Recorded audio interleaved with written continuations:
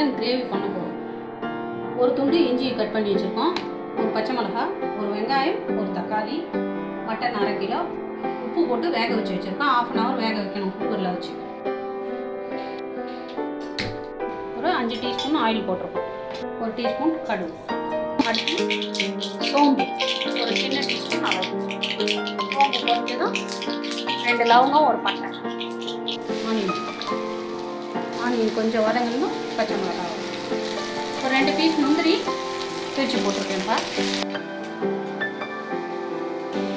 இப்போ மட்டன் வேக வச்சுருக்கோம் இல்லையா, அந்த தண்ணியோட நம்ம இதில் ஊற்றிக்கலாம். இப்போ 4 டீஸ்பூன் மிளகா அப்படி போட்டிருக்கேன், 1/2 டீஸ்பூன் மஞ்சள். நம்ம ஏற்கனவே மட்டனில் வந்து போட்டிருக்கோம் சால்ட்டு, அதனால் நம்ம இப்போ தேவையான சால்ட்டு போட்டுக்கலாம்.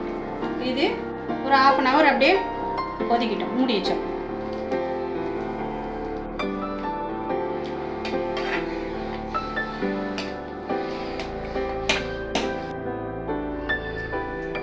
நிமிஷம் ஆச்சுப்பா, தாளிச்சு விட்டு இப்போ நம்ம தாப்பு பார்க்கலாம். கரெக்டாக தண்ணியெலாம் சுண்டி இருக்கு.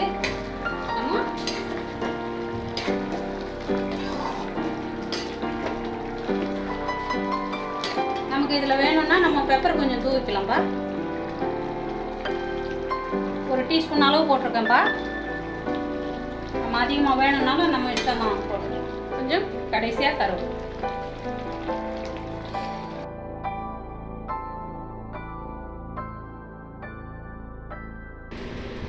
ரைஸுக்கும் போட்டு சாப்பிட்லாம், இட்லி தோசைக்கும் போட்டு சாப்பிடலாம், நல்லா இருக்கும்.